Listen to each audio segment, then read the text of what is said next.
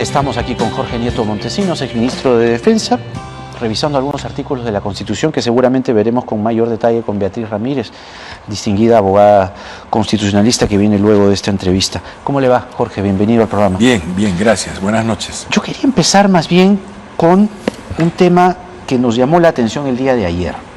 ¿Es normal para usted lo que se vio en la Plaza de Armas? Es decir, ese despliegue de tropas que después la explicación oficial ha sido que era un apoyo a la policía en el marco de la emergencia por el COVID. La justificación jurídica está, porque aunque nadie se haya dado cuenta, y menos la delincuencia en Lima, tenemos un estado de emergencia para contener el despliegue de la delincuencia. El ejército formalmente en este estado de emergencia está apoyando las tareas de la Policía Nacional.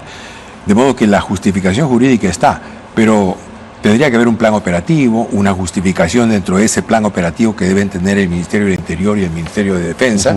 Y en todo caso, la suspicacia política es evidentemente obvia.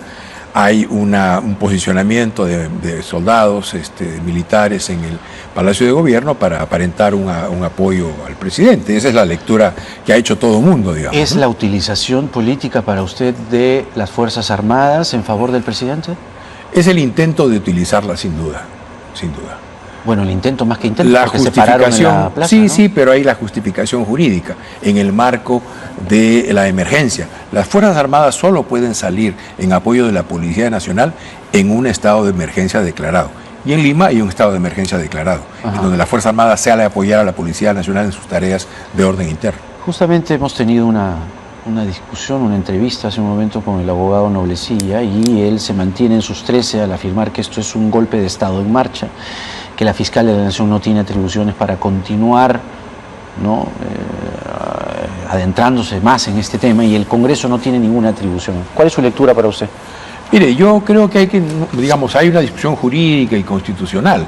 Está el tema del artículo 117, la fiscal de la Nación ha planteado que se incorpore el tratado o el convenio contra la corrupción y que a luz de ese convenio se han interpretado los límites del artículo 117.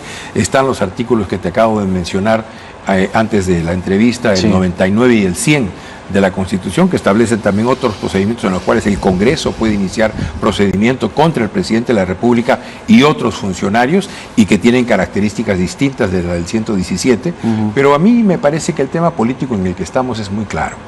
Si uno lee, he leído la mitad del informe de la fiscal, esas casi 400 páginas, uno ve que hay todas las trazas de que el presidente esté comprometido en actos de corrupción. Y esa es la convicción a la que uno llega íntima cuando lee parte de ese informe. Voy a terminar de leerlo para tener el cuadro completo, pero son declaraciones sucesivas y coincidentes de muchos colaboradores del presidente, muchos colaboradores íntimos del presidente, que relatan hechos, sucesos, y que en algunos casos aportan pruebas para justificar sus dichos. De modo que el problema que tenemos es que sospechamos con grandes dosis de certidumbre de que la presidencia está comprometida en actos de corrupción, que organizó un esquema que incorporaban a varios empresarios a las cuales eran asignados ministerios para que pudieran poner a sus hombres y dirigir contratos. ¿Y qué hacemos con eso? ¿Nos hacemos los locos? ¿Miramos al cielo? ¿Justificamos porque el artículo dice esto o el artículo dice lo otro, el hecho de que convalidemos la impunidad a ese nivel? Lo que dicen los defensores del presidente Castillo es que cosas así, y hasta peores, han ocurrido antes. Y yo creo que sí. De hecho, en los 90s se cometieron tropelías, delitos, desde la Presidencia de la República y desde el Servicio de Inteligencia. Otra cosa era que el fujimontesinismo tenía tomados el Ministerio Público, el Poder Judicial, y nunca ocurrió una cosa así, lo cual me lleva a pensar que parece que quisieran extrañamente repetir la misma historia. Es decir, como si acá no pasó nada. Sale Ciura defendiendo a Fujimori, ¿no? Salen los muertos vivientes de los 90s a decir, hagan lo mismo. Es decir, es extraño, cuando más bien lo que tendría que pasar es que si hay casos de corrupción, se investiguen hasta el final. Cuando se dice que antes pasaron cosas y que no se vieron, es verdad. Pasaron cosas y no se vieron. Por ejemplo, nunca se aplicó el intento de investigar a los presidentes en gobiernos anteriores. Eso es cierto. Cuando se dice que hay una especie de, hay un grupo en conjura para vacar, sacar, eliminar al presidente, eso también es verdad. Lo hemos visto desde que empezaron con la cantaleta del fraude, que no presentaron ninguna prueba. Así es. Finalmente asumió el presidente. Pero también es verdad que hay muchos actos, que hay muchas trazas de signos de corrupción en la máxima autoridad del Estado. Eso es un hecho. Su sobrino está fugado, su mejor amigo ministro de Transporte está fugado, ahora fugado su mejor amigo empresario. Hay otros que han sido ya, que han dado su testimonio y han dicho yo hice esto, le mandé dinero, ¿a través de cuál? En tal fecha. O sea, todo eso puede ser verdad. Puede ser verdad que la acusación o que la denuncia constitucional que haga la fiscal de la Nación tenga carne sustantiva para poder hacerse. Y puede ser verdad que la fiscal de la Nación tenga un lado oscuro con el caso de su hermana. Las dos cosas pueden ser verdad. Así es. Y es verdad también que el Congreso está atrapado, porque hay un sector del Congreso que está atrapado en su ideología, que lo lleva a no mirar la realidad y a estar cerrilmente hace meses. Pero según la denuncia cantaleta constitucional también atrapados con prebendas. Y adicionalmente, como en los 90. A eso iba. Y también atrapados en prebendas de gente que ha sido pues sobornada y sometida por el soborno por el Estado. Ayer Kelly Portalatino de Perú Libre y hoy el doctor Noblecilla del Partido Bermejo, ambos de un mismo espectro político, defendían fervorosamente la Constitución del 93 y es una de las grandes paradojas que yo he visto en esta semana, ¿no? Bueno, la otra es que aquellos que decían que la Constitución era escrita en piedra y era inamovible, la quieren cambiar. Y la quieren interpretar a la luz de convenios internacionales. Pregunto, ¿esos convenios internacionales incluyen el de la corrupción como ahora quieren, pero incluiría los firmados por la OIT para la protección de los derechos de los pueblos indígenas? ¿Incluiría los firmados con los organismos respectivos para la protección de derechos de las minorías sexuales? ¿Incluiría los firmados en protección del niño y de la mujer, firmados también por el Estado? Digo, si vamos a inaugurar este criterio de que ahora interpretamos la Constitución a la luz de los convenios internacionales firmados en Perú, hagámoslo con todos.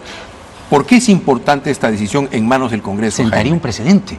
Porque que se acepten todos esos convenios. Sentaría precedente, no solamente para eso, sino para que quien empuja más, puede finalmente lograr sus propósitos. Creo que en origen, Jaime, esto tiene que ver con el mal uso que hemos hecho de la idea de la vacancia por incapacidad moral permanente desde su inicio.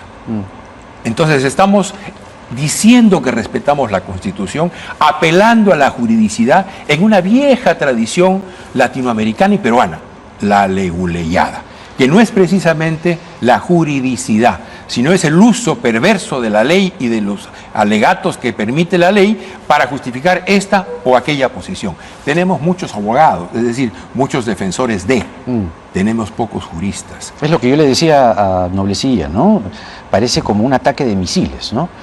Van por un lado Noblecilla y Atencio, van por la Junta Nacional de Justicia, todo contra la fiscal de la Nación, ¿no? Y va Betsy Chávez también, y también la denuncia. Porque controlado el Congreso, lo decíamos en alguna conversación anterior, controlado el Congreso, el espacio de preocupación del presidente de la República es el Poder Judicial y el Ministerio Público, porque ahí se están dando los avances necesarios para eso. Mira, Jaime, en el fondo, ¿frente a qué estamos? Frente a una decisión política que no se quiere tomar. Esto está en manos del Congreso, que se vayan todos, que se produzca el adelanto de elecciones generales y que presidente y congresistas a sus casas, porque no están a la altura de las circunstancias. Esta es la solución, pero no la quieren tomar porque están atados a la quincena y a los contratitos bajo la mesa. Jorge Nieto Montesinos, exministro de Defensa, con nosotros. Muchas gracias, Jorge. Hasta una Gracias, nueva oportunidad. Vamos rápidamente a la pausa y venimos para conversar con la muy inteligente abogada constitucionalista Beatriz Ramírez para entender precisamente las costuras constitucionales en las que estamos atrapados frente a esta denuncia contra el presidente Castillo. Esto es Octavo Mandamiento en el horario estelar de Canal N. Ya venimos.